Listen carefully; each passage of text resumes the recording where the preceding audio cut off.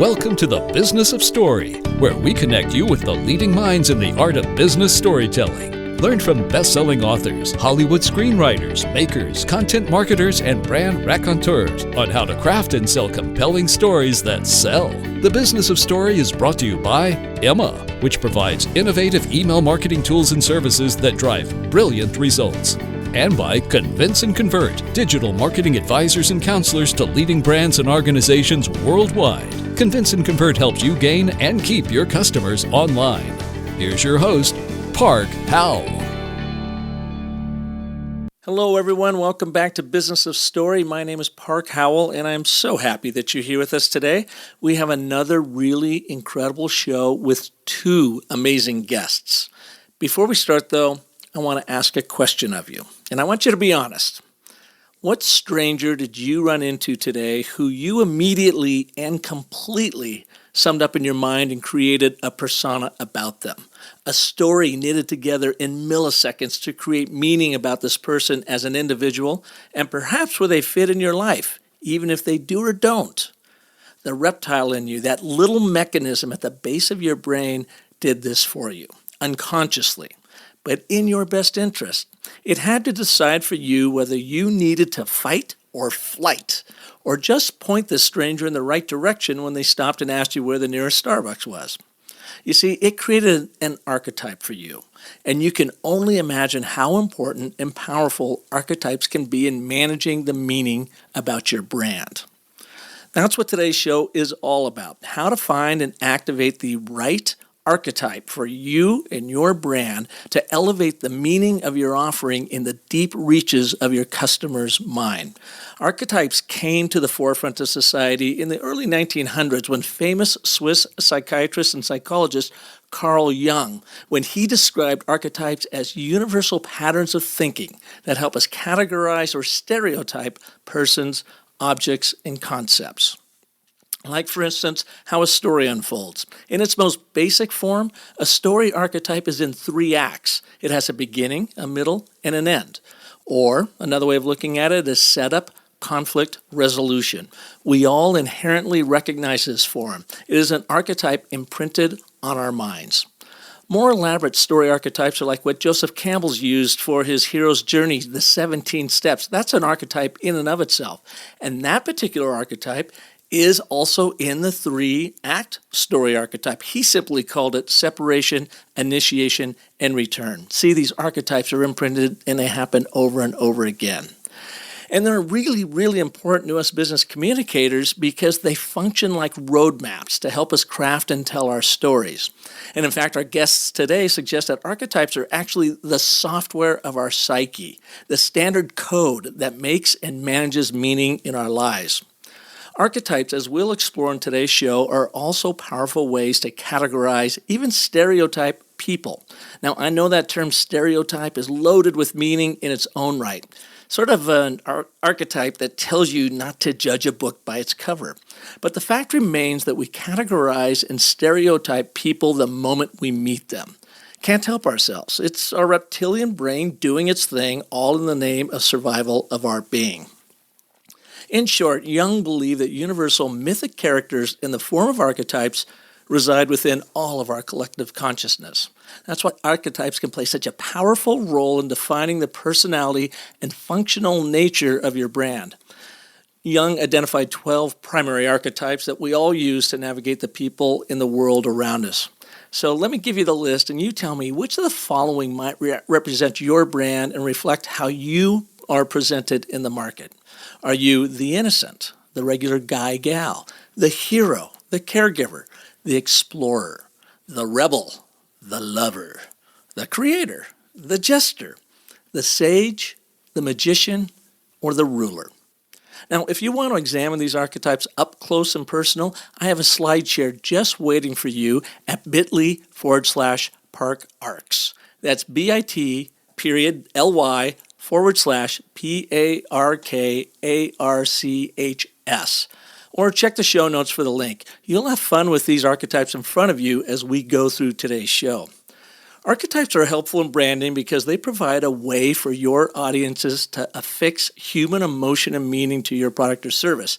This is especially true in the zombie-like communications world of B2B marketing, where inert lists of features and benefits walk around like so many lifeless corpses. By the way, did an archetype just spring to life in your mind? Now, this is important because when you use proper archetypes for your brand and honor it through your operations, you can heighten your product from a commoditized offering to one that provides your customers with a sense of safety and security, connection and belonging, achievement, and even self-actualization. Sounds a little bit like Maslow's hierarchy of needs right there, doesn't it? But we'll cover that on another show, because today we have the two eminent professionals in brand archetyping on Business of Story, Margaret Mark and Dr. Carol S. Pearson. Now, Margaret Mark leads a unique brand development firm specializing in integrating best practices from the marketing world with insights from the humanities and social sciences to develop deeper, more resonant strategies and communications. Founded in 1994, Margaret Mark's strategic insight has helped produce transformative results for Fortune 500 companies and leading organizations. As a companion practice, Archi, or ARCHAI, First Principles in Branding, focuses on deep archetypal meaning of cultures, companies, and brands. Clients have included SAB Miller Worldwide, Levi Strauss, Polo Ralph Lauren, Samuel Adams, Bear, American Express, and numerous other Fortune 100 companies. In addition to U.S. multinationals, Margaret has been invited to bring her work to indigenous companies throughout Europe, Australia, the Middle East, and South America. Now, Carol S. Pearson, Ph.D., is an internationally recognized authority on depth psychology and transformational leadership.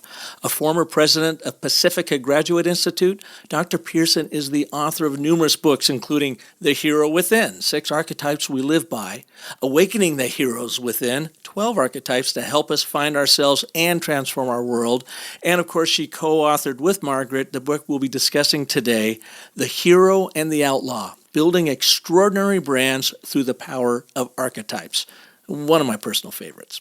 This is a fascinating show as the two share with us how the world of international marketing and brand management, Margaret's world, intersected with academia and personal leadership development, Carol's world, both with their own unique approach to and appreciation for Jungian archetypes, to create one of the most powerful marketing books in the past 30 years. Now, I read The Hero and the Outlaw several years ago, I think around 2008, and it completely changed our approach to how we develop unique and authentic brand personalities through the power of archetypes. So, on today's show, Margaret and Carol will dive deeper into the definition of an archetype, why they are ingrained in our psyches no matter where we come from, how brands can use and abuse them to create and manage meaning around their offering, how you can find and embrace your particular archetype or archetypes, and how they get expressed through your personal and professional pursuits. So strap on your earbuds and allow us to plunge into your psyche, and we'll go exploring the world of brand archetyping together with Margaret and Carol. And by the way, I should note, you're also going to hear some leaf blowers and telephones ringing in the background on occasion in today's show. You know, we like to keep it rather organic that way. So let's dive in right now with Margaret and Carol. Margaret and Carol, welcome to Business of Story. Thank you. Glad to be here. Hi. It's so great to have you two here. As I mentioned as we were getting ready here, I started reading your book, The Hero and the Outlaw, Building Extraordinary Brands Through the Power of Archetypes, back, I think, in 2008. And it blew me away. I mean, it has literally been a game changer for me. I've read it 2 or 3 times and went back through it in preparation for this interview. And I think one of the things that strikes me about it is that you two seemed like you were a little bit ahead of your time, having published this in 2001, and where we are now in this day and age of brand storytelling. I would believe that your book is probably more relevant or more timely now to branders than it ever has been. Well, I'll start there. I would say that's true, that it's more essential to effective marketing, the approach, than it was back when we wrote it, if only because of the need for so many platforms, so much communication emanating from brands on a continuous basis, the need to have sort of an internal compass, an anchor, is something that keeps you grounded in the essential human truth of your brand. It was important back in the days of traditional advertising, but now with this explosion of communication, the demand to be constantly producing content, constantly connecting with your stakeholders and consumers, I can't imagine how you could market successfully, to tell you the truth, without it. Let's take a step back and let's just set the ground rules here. Could you explain to us what is an archetype? Carol, why don't you start? Well, the great thing about an archetype is it's a pattern of a character, a storyline that shows up in every time in human history, which suggests every kind of culture, every place, you'll find an archetypal story. And by that, an example would be the warrior story or the lover story. People have been fighting or debating. People have been falling in love. The caregiver story, they've been taking care of their kids, writing about it, writing novels, painting pictures, creating culture around these archetypes. And the incredible thing for branding about this is that it's a way to connect quite deeply in the psyche that is not manipulative at all. It's connecting with the psyche in a way that anybody, anywhere, at any time, can connect with you through the archetype that's in them and the archetype that is in your brand. What we know is that we couldn't have these patterns being so persistent in human history if they weren't natural to the human psyche. They're embedded in us like a kind of internal software.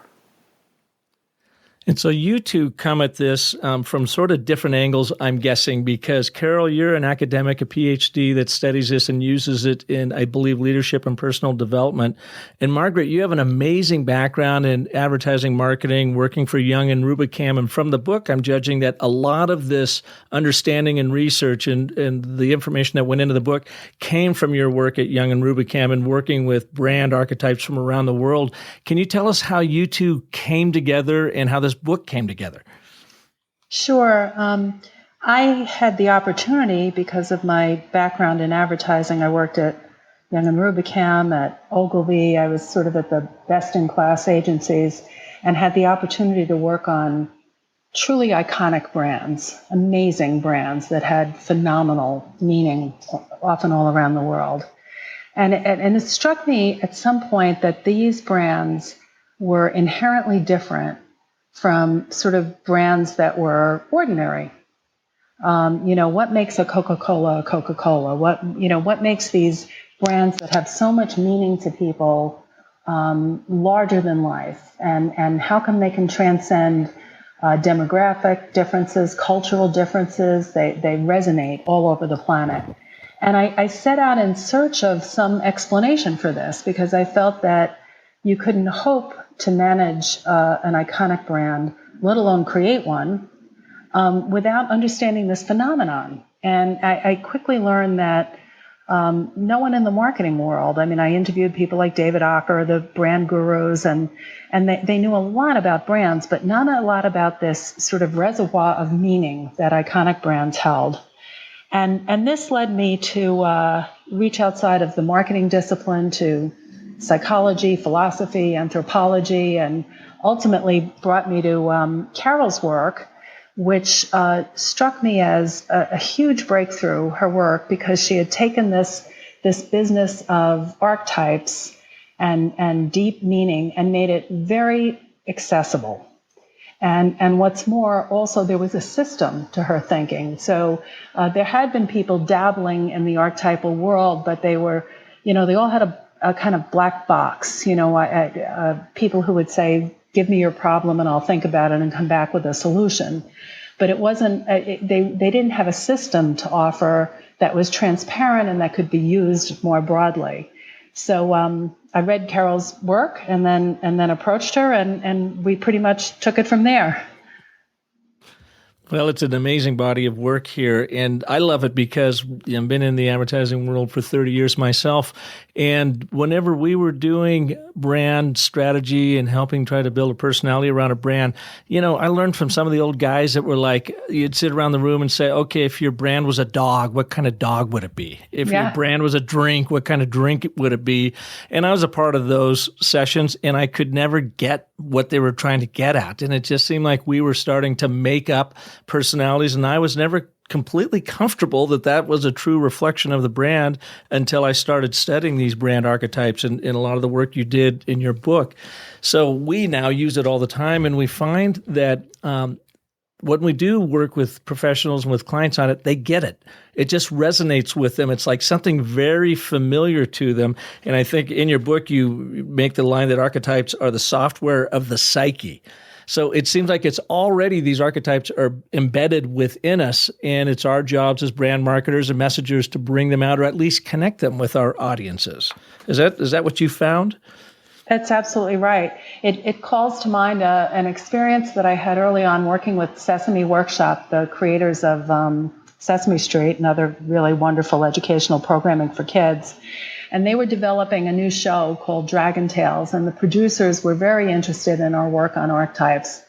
And we worked with them to create characters that were archetypally based for, this was a television show for preschoolers, educational television show for preschoolers.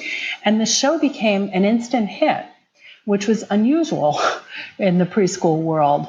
But it made sense because these characters, much as you say, brands or figures in art, literature, film, were intuitively familiar, even to children. So they were able to grasp the nature of the characters, the interplay of the characters, the storyline, because we were dealing with, interesting characters, but characters that had sort of an archetypal essence.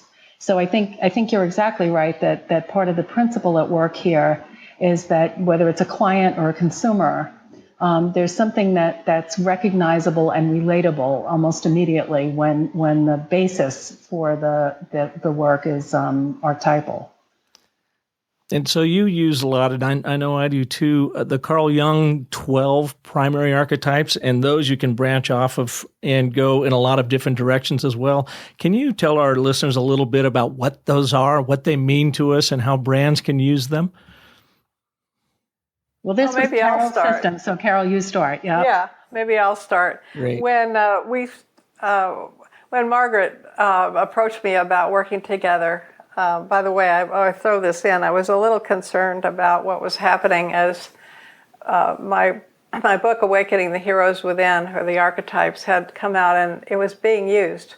But I was worried about how it was being used. It was essentially it was being used just to give a certain kind of image, and the concept wasn't there that the archetype should be something that you live.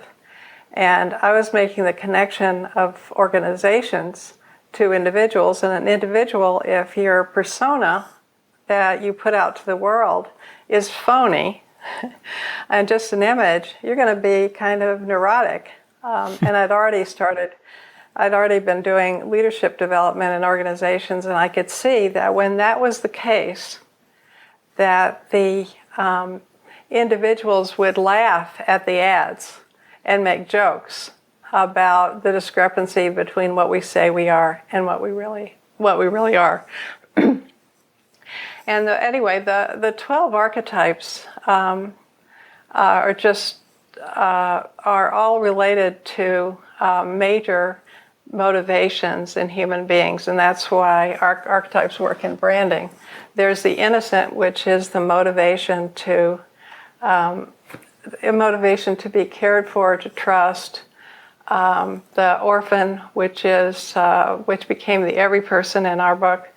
The impulse to fit in and to be like everybody else and to belong. The caregiver, impulse to care for one another. The warrior, the impulse to motivation to have your way and to win.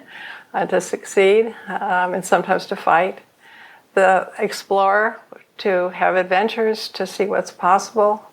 The revolutionary, who wants to transform everything.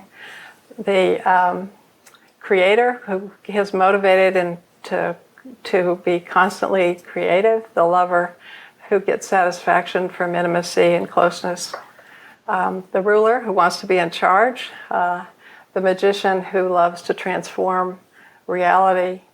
The sage, the primary motivation is curiosity and the desire to learn. And the jester, who really just wants to have a good time. And these are actually 12 primary archetypes in all human beings. But different ones can lead at different times. But very often there's one that is that's dominant in a person over their lifetime. Having that one is much more important for organizations because for organizations, the archetype that's at the root of the organization, and ideally is also the brand identity, is the soul of the organization. It's what people come together around, what they all believe in, and it motivates them to work hard and to care about the organization because they care about the mission and the values that are encoded in that motivational archetype. And all of this is happening at the same time that archetype is creating a kind of attractor field to attract people who want whatever it is and have that motivation strong in themselves that the organization embodies. And so they have a shared value, shared beliefs, and I mean that's really where every brand really excels is when they can connect those shared values with their customers, but the customer has to look into, connect with, and believe in that archetype that the brand is expressing. Absolutely. They have to believe it, and the employees have to believe it too. And the brand has to walk the talk because as you said earlier, you can't be phony about this because you will be sniffed out immediately. Again, I think it must be that bug software running in our psyche that can, for some reason, tell us when we're talking to a phony or a fake. Absolutely. Yeah, I would add to this that if there's a physical product or service, that has to deliver on the archetype as well, which is an often overlooked component of this conversation. If you have a product with promising heroic qualities that it's going to help you realize heroic aspirations, there has to be something legitimately baked into the product or service that's going to do that. And so it's why, I shy away from connecting this with concepts like brand personality. Mm-hmm. Brand personality was sort of a layer, often a superficial layer we would put on brands in the old days as an afterthought. For us and the way we apply this, the archetype is fundamental to the entire value proposition here, to the point where, when we've developed new products with clients based on archetypes, the archetype is part of the inspiration for not only the product design, but the product name, the packaging, everything about it, not just some sort of thin layer that has been known as brand personality. Yeah, I think that's a really good point, Margaret, because as I look at brand personality, I do think of what you see on the outside, but it has to be backed up with heart and delivery and everything else. Do you have an example of some of your work, be it with Young and Rubicam or afterwards, where you've seen an archetype work really well on behalf of a client, and then maybe they got away from it, or maybe they adopted the wrong one in the first place? Can you give us an example? Oh, gosh, there are so many. What comes to mind, because it's such an iconic brand or a potentially iconic brand, is Levi's. Levi's had an archetypal origin all on its own, which is very often the case. Often, without our system, brands are born because someone has a vision or a belief, and that vision is naturally, organically archetypal.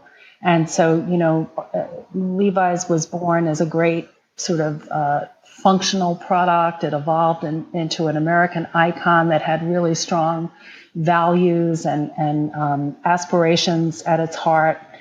And for many years, it stayed true to that, perhaps without knowing, the folks knowing how to name it or how to put a form around it because they weren't working with archetypes. And then, the designer jeans craze broke open, and instead of having one pair of jeans, most young people had a dozen for different purposes. And as very often is the case with great iconic brands, competition heats up and somebody panics, and the brand starts to try to be all things to all people. When I was brought on board with Levi's, I counted about 8 archetypes in their communication, and that was just in North America. So again, they were trying to sort of cover all the bases, compete with every brand out there, and we were able to sort of bring them back to their essential meaning. And they'll never return to the dominance they once had in the marketplace because it's a different market. It's a world where everyone has a wardrobe of jeans instead of one pair of jeans. But they were able to kind of regain their reason for being, their sense of purpose, and their role within that competitive frame. So, this is not at all uncommon that a brand on its own has, wonderful archetypal ingredients and archetypal roots, but for any number of reasons, they're discarded by the brand stewards, and if they're lucky, they can be resurrected. Well, and again, is that because they just weren't familiar with or really understood or appreciated the power of the archetype, and so they are just kind of running around trying to get immediate sales and knee-jerk reactions without taking the long road, looking down the road of who are we, what do we truly stand for, and how do we communicate that to continue to carve out our niche in the market? Well, it's interesting. I think a lot of smart and well-meaning people, either at the client or their agencies, Levi's has worked with wonderful agencies, try to ponder these questions. What's the meaning of this brand? What are the values? They usually write some kind of statement or a series of statements, or they try and put those notions into a brand pyramid or brand wheel. You've seen all the tools. And probably the people in that conference room or on that retreat at that moment know what they mean. And they probably have a really rich meaning in mind, and maybe even the right one. Maybe they've stumbled into the archetypal meaning. Maybe they don't give it that label because they don't know about archetypes, but they've stumbled into it. But the problem is there is then tremendous wiggle room. Pretty much anyone can interpret a bunch of words on a page and defend whatever they're doing with those words. Or that those words get handed off to the next generation of brand managers and a creative team at an agency, and they have no clue what the original intention was, right? So what the archetypal system does is it provides a reference point. So if you together decide we're an explorer brand, we're a particular type of explorer that's unique to us, but we're an explorer brand, now there's a touchstone, now there's a reference point that's very difficult to drift away from. You have to sort of intentionally say, I don't want to be an explorer brand anymore. So I think, part of the value of this system is it gets you to the right place faster. But probably of equivalent utility is the fact that then it keeps you there. In fact, I've had clients who want to rename the archetype. They'll say, well, let's call ourselves the adventurer instead of the explorer because it's truer to the particular concept we're going for here. And I always caution them against it because I say, you know what you mean, but the next agency, the next brand manager isn't going to know what you mean. Keep it anchored in the system because then you have this ongoing sort of point of reference that's really valuable. Do you ever go beyond just the 12 archetypes? I know that Margaret Hartwell has a beautiful archetype book out, Archetype and Branding, and I don't know how many they have in there. They have, up to 64 or something like that. They go into sub-archetypes, so forth. Do you go that deep with yours, or do you feel like you can get there with the 12 basic Jungian archetypes? Carol, do you want to comment on that? I mean, I have some thoughts, but Yeah. you start. And by the way, that some of these archetypes are archetypes that Jung actually talked about, but all of the archetypes are truly archetypal and have been tested for showing up in the way that we described. We do when Margaret talks about the form the archetype takes. That actually gets into lots of sub-archetypes. And in that way, yes, it's much more complicated than 12 because there are varieties of each of those. And sometimes, I've listed many of them. But for one, if you get into a lot of the sub-archetypes, it's more like a character than a full-fledged archetype, and it doesn't give you as much room.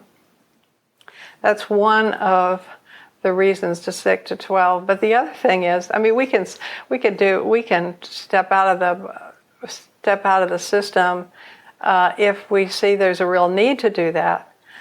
But if our point here was to create a system that makes it possible to connect with the archetypal level of what you're doing in the world and have that kind of attractor field.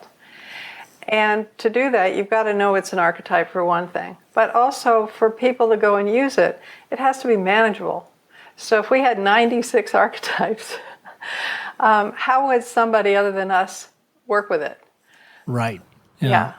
And that brings me back to, when I started on this journey, there were people who claimed to be consulting using archetypes, but it was that sort of, there were an infinite number of archetypes and only they would know which one was appropriate to the brand, and they would come back with this solution, and that black box kind of thinking might benefit an individual consultant because you're sort of the guru, but it doesn't benefit the field, to Carol's point.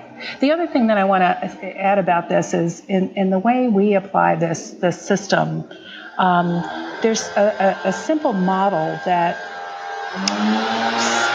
forces you to ask a question about the fundamental human need that you're serving and the fundamental human fear that you're addressing. And it's a simple model, but those are really difficult questions.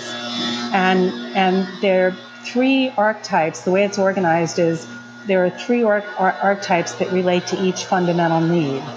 So again, it's not sort of like the fun part. Let's pick an archetype. You've got numerous archetypes to choose from or an infinite number. No. You've got to start by wrestling with some really difficult questions and then arrive at sort of the broad, essential truth within which you have room to navigate. I got you. And it goes back, that whole idea of archetypes are a way to really manage meaning around what could be meaningless objects, or, in a lot of cases, brands are sort of inanimate objects until you bring them through life and how you express their personality and what they deliver, how they back that up. And I think it seems to me anyways, archetyping has a lot to do with that. That's right. So going through the list real quick before our break, let's go down each one, and I'm going to throw out an archetype, and if you guys could just throw out the first brand that comes to mind that you think best embodies that archetype. How's that sound? So let's start with the innocent. Ivory soap.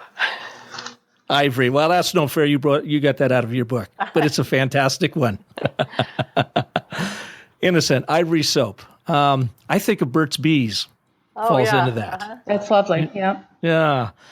Every person, is that the regular guy and gal as well? Yes. Who comes to mind when you say that? Bernie Sanders. Bernie Sanders. Ah. And then in that case, what is Donald Trump? Carol. Well, I just wrote about Donald Trump two different ways. One as a particular form, autocratic form of the ruler, but the other is a subcategory of the jester, which is the trickster. Mm-hmm. I mean, he could say he was going to self-finance his campaign, and then actually have the campaign borrow money from him that then asked the Republican Party to pay back. I mean, that's a big trickster. Yeah. Yeah, and you just see him blustering on stage, too, and you see a bit of that trickster court jester coming out of him. But if you think about the Trump brand, it's very much that ruler brand when you see it smeared across the building, or, it's his way or the highway, certainly. That's right. How about the so caregiver? He has both of those. How about the caregiver brand? Well, I seem to be on a little jag about sort of characters in the culture, but I would say a fabulous caregiver embodiment right now is Pope Francis. Oh, yeah, very much so. And what about an American company? Does one come to mind? It's rough. It used to be Johnson & Johnson, but, caregivers are held to very high standards, so that presents a problem. Yeah. Well, Volunteers of America, who another colleague and I worked with, is incredible in terms of that identity. Gotcha. And how about the warrior? Nike has been a very consistent hero warrior brand,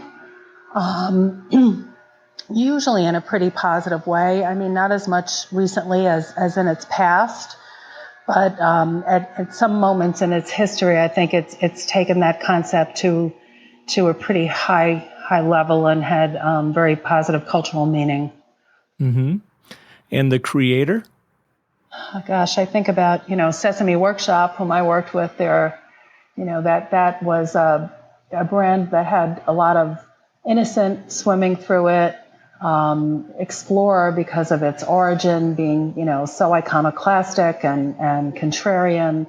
But at the end of the day, more than anything else, what fueled that organization, the Muppets, the program content, was creativity and the creator. Creator, would you think Lego might fall into that, innocent and creator? Sure. Yeah.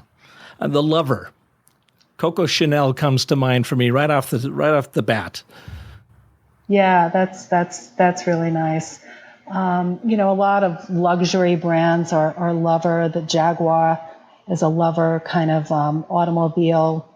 Beautiful soft lines and luxurious interior and the hum of the engine. But even some very commonplace brands that have to do with pleasure have a strong element of the Lover, a lot in the cosmetics category, fragrance.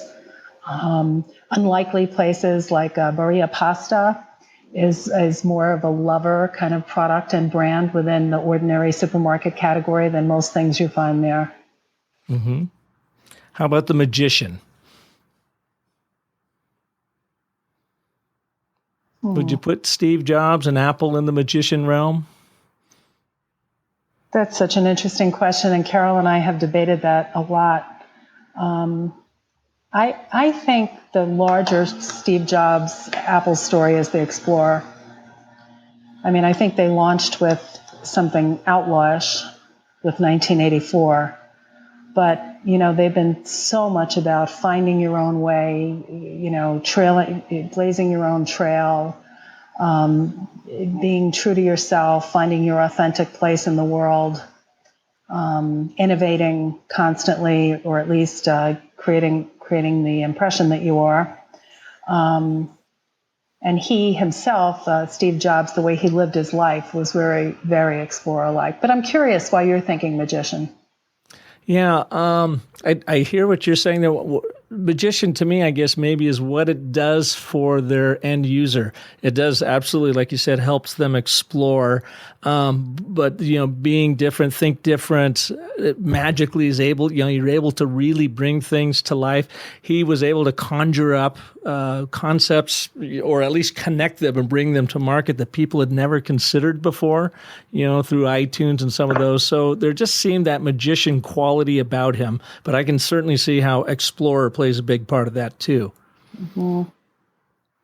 I think of Elon Musk. a bit of a rebel, that rebel personality, but he also has that magician to him as well, how he is able to pull off so much stuff at such a young age, and it's typically pretty successful, and it's for the betterment of the people around him, for all of us, really. So I don't know, it's interesting. Yeah, you raise a very interesting point, which perhaps we should discuss for a minute.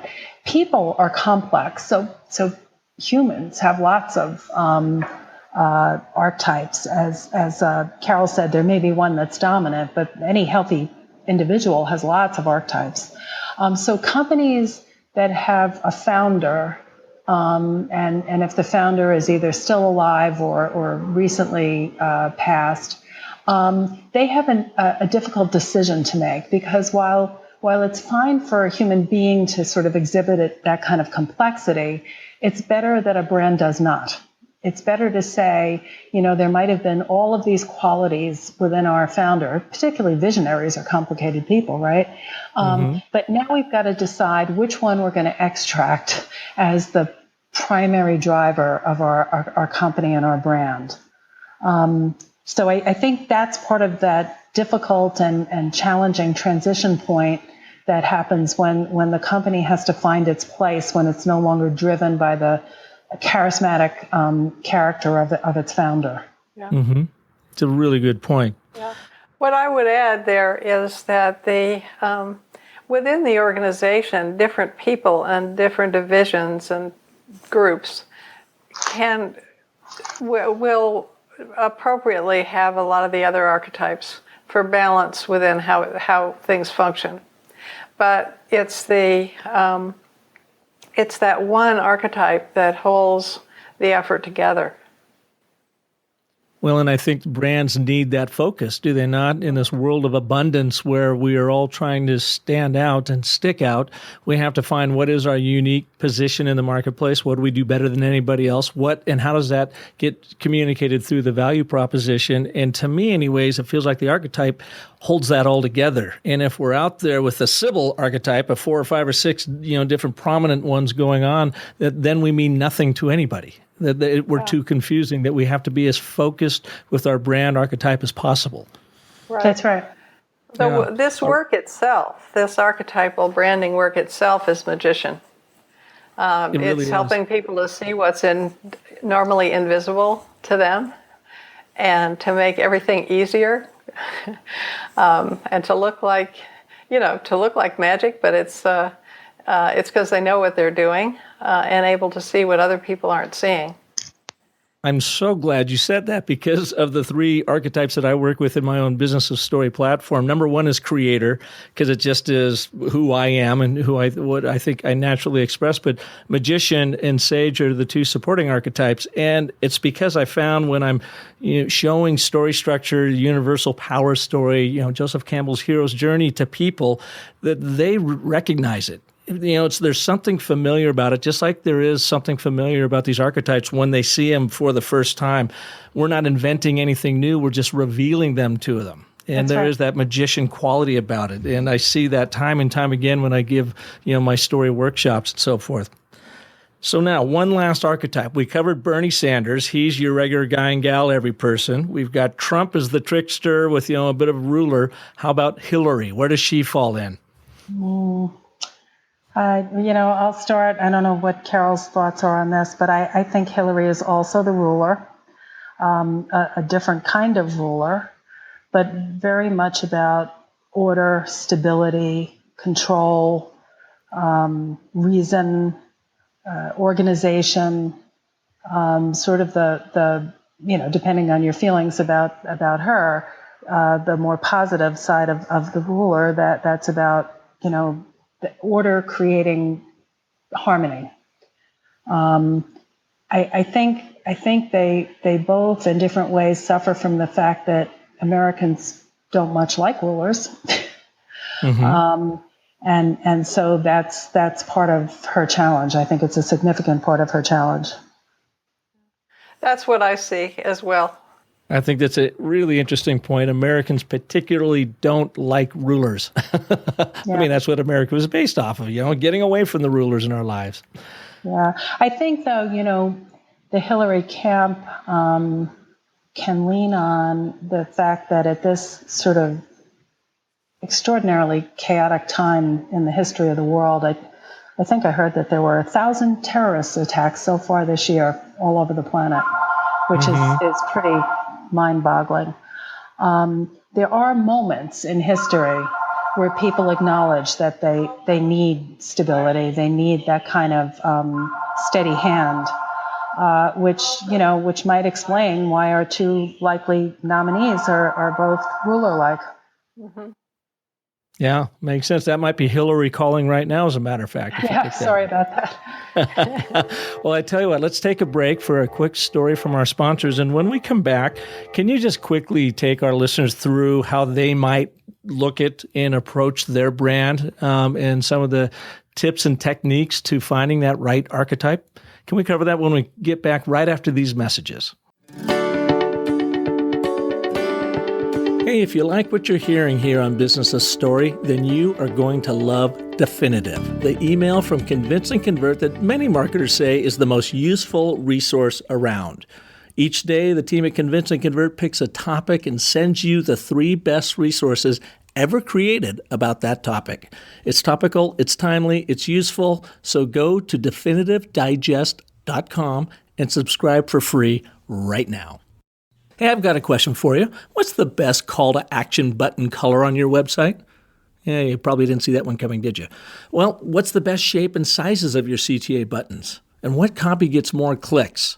You know, these questions have interrupted my sleep patterns for weeks now, until I downloaded a helpful new email marketing guide from Emma called Why We Click: The Psychology Behind a Great Call to Action. You'll learn how applying just a little bit of brain science can transform your CTA buttons into small but mighty conversion powerhouses.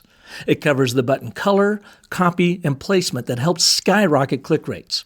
Check it out at myemma.com/click. You know, Emma helps marketers everywhere send smart, stylish email newsletters, promotions, and automated campaigns, and to help us all rest a little easier knowing our email marketing is doing its job. So check out their new publication at myemma.com/click. Welcome back to Business of Story, and our guests today, Margaret Mark and Carol S. Pearson, co-authors of The Hero and the Outlaw, Building Extraordinary Brands Through the Power of Archetypes. And I can tell you, folks, this is one of the best books that I've read in my entire library of storytelling works and archives. I found it in 2008, and it completely changed how I looked at and approached working with brands and helping them find their unique personality and how they delivered on that personality in the marketplace. So I highly, highly recommend the book. I can also tell you, I think these two ladies were way ahead of their time. This was published in 2001, and I would fathom that it is probably more relevant now than ever, given the interest in the importance around finding that authentic story that we all want to tell and live into in both our personal lives and our professional lives. Really amazing stuff. It's a meaning management system that they talk about in here, and they've got great examples of how they've used it with large brands from around the world. Plus, they call out the 12 primary Jungian archetypes, and you can go in there, read through them, and figure out maybe which archetype is best for you. So, ladies, there's a lot that goes on with this, and you've got this really amazing approach to it that's come from both advertising, marketing, and academia. Your book takes us through it, but could you take us through in the next 5 minutes, what could our listeners do directly following this show to start thinking about the archetype that might be best for their brand? I think a place to start would be to use the model that I referenced earlier.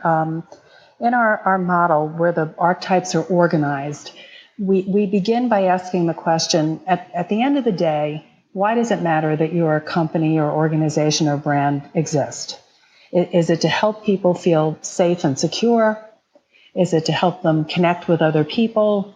Is it to help them feel a sense of accomplishment or achievement?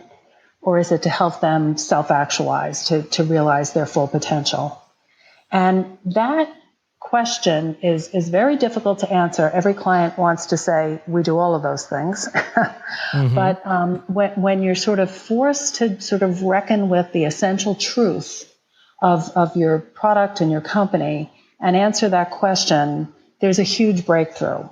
And then in the model, the category that you've landed on, whether it's safety or human connection or achievement or self-actualization, there are 3 archetypes within that category that you can choose from based on your knowledge of the consumer's connection, the truth about your product and service, the history of your company and how it was created. But I think that first question, that first issue, is sort of the a priori hurdle to get over and opportunity to realize. When you went through those 4, I couldn't help but think of Abraham Maslow and his hierarchy of needs. Essentially, is that what this is based off of? It was certainly influenced by it. Mm-hmm.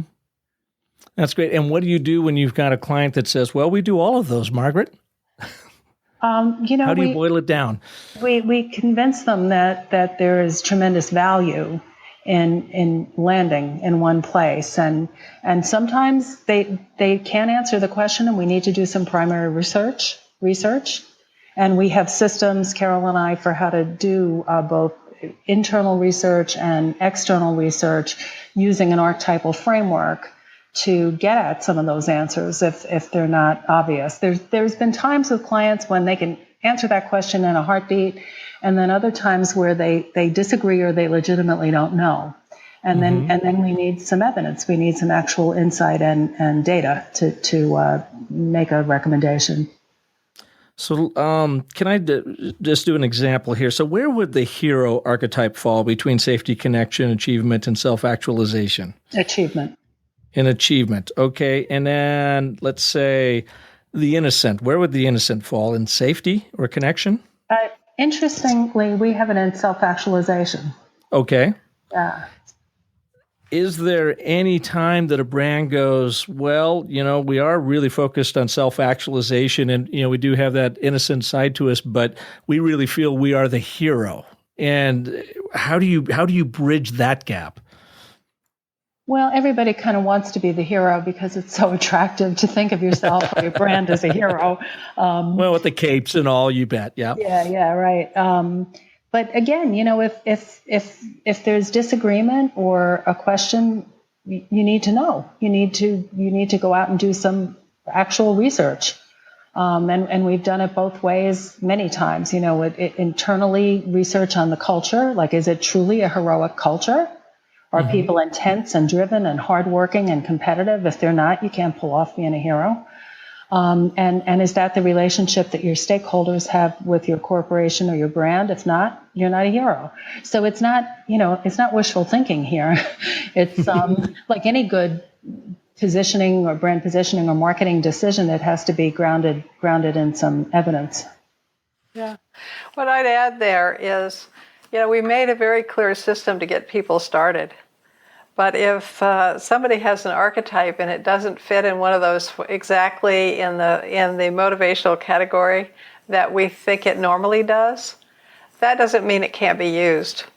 Lover is in belonging and enjoyment, but you have lover types that are really a lot more about showing off or being the most beautiful one there, that in which case their motivation might be somewhat different. So the very set system helps people make hard choices, but it doesn't keep us from being nuanced and dealing with subtleties where it might not entirely fit a particular company. Mm-hmm. So what are your archetypes? Well, You're talking about personally or our work? Well, maybe a combination of those, because that's the question that I often ask myself. Personally, do I have one archetype, and is it different than what I offer through the Business of Story platform? I'm not sure that it is. My brand is simply an expression of who I am, I think, and I'm wondering if you experience that as well. Yeah, I would add mine has a lot of magician, sage, and creator. Mm-hmm. Yeah, I think I probably have a fair amount of ruler, whether I like to admit it or not. Caregiver, creator. But I think in my work, it's magician. And I feel that makes sense for me in my life, because my work is an important part of my life, but it's not my whole life. And so I'm bringing that part of myself to what I do professionally, but there's lots of outlets for other elements of my character and the rest of my being. Yeah. Oh, great. What I would see in that, watching, collaborating with Margaret, is that her ruler helps CEOs get really comfortable with a magician's system because they can tell she knows what it's like to be in charge. And the caregiver also helps with people feeling safe and cared about. I can totally get that. The CEO ruler being able to connect with you on that level. Totally get that. Margaret, thank you so much for being here. How can people learn more about you and the amazing work you do with this system? Probably my website would be best. It's www.archai.co. Great. And Carol, how about you? My website, which is carolspearson.com. They can also follow me on Twitter, where it's Carol S. Pearson, PhD, because there are a lot of Carol Pearsons in the world. Mm-hmm. Or also on Facebook, Carol S. Pearson. And Carol, you have a fairly new book out, correct? Yes, I have. In recent years, I've mainly written about workplace subjects, but this goes back to books that I wrote many years ago, The Hero Within and Awakening the Heroes Within. And it's a book primarily for women, but it has a lot to say for men as well. It's called Persephone Rising, Awakening the Heroine Within. And in awakening the heroine, that would mean all of those potential archetypes. Yeah, I listened to a podcast earlier today with you on it. Sounds like a really fascinating book. And I love the part about balancing the Zeus in all of us. Yes, so we have too much Zeus in our culture. Zeus is good. It just shouldn't be everything. Zeus is is the one who keeps us driven all the time. Absolutely. Well, Margaret and Carol, thank you so much for being on this edition of The Business of Story. We really appreciate you both being here. Thank you so much. Nice to be with you. Thank you. And I cannot recommend their book highly enough, The Hero and the Outlaw, Building Extraordinary Brands Through the Power of Archetypes. So go to businessofstory.com. We'll have a link to the book there, and you can learn more about Margaret and Carol on the website. And while you're there, of course, we've got a workbook and free story tools for you to download. So help yourself. Our job is to help you reignite that inner storyteller with you to get that one superpower that we all have, and that's that power of story to help us nudge the world in any direction we choose. And of course, if you like what you're hearing here, please go to iTunes and let us know about it. Give us a rating, give us your comment, share it with your world. We truly, truly appreciate it. And thank you all for being here. Join us next Monday when we will have another amazing story artist on board Business of Story to help you start crafting and telling compelling brand stories that sell. So until next Monday, have a wonderful life. Thanks for tuning in to The Business of Story. Don't forget there are terrific free storytelling resources for you at thebusinessofstory.com, where you'll also find the complete show archive. The Business of Story is sponsored by Emma and by Convince and Convert, and is produced by Convince and Convert Media. Find more great shows like The Business of Story at marketingpodcasts.com, the first search engine for marketing podcasts.